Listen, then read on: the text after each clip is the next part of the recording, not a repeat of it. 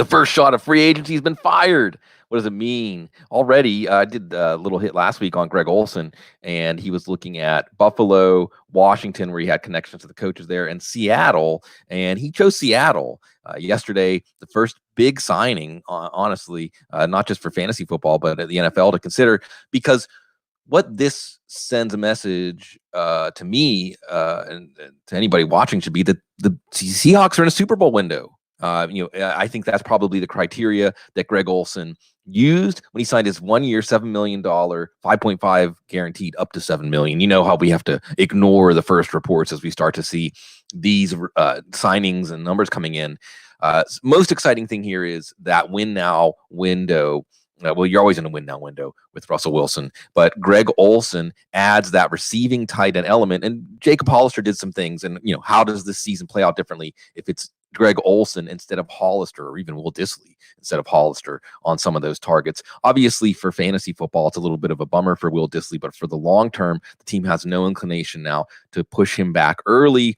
And he should be healthy. If Olsen can't stay healthy about the time that Olsen breaks down, Dissly should hopefully be back to full strength. Obviously, this team with their run game motives will certainly put a lot of 2 tight end sets out there. But this adds a weapon for Russell Wilson.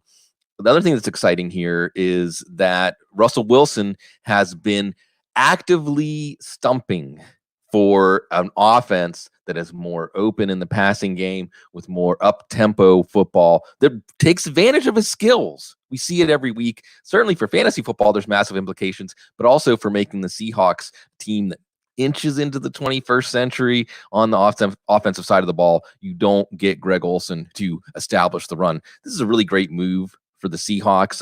It's really hard to argue with some of the moves they make in terms of money, some frugality. $7 million for 1 year of Greg Olsen, even if he doesn't play 16 games, that's what 1 year of Jesse James cost in the open market last year, basically a 3-year, $18 million year. That's what 1 year of Tyler Kroft cost. Wait until we see the numbers on the Hunter Henry contract. Wait until we see the numbers on the Austin Hooper contract.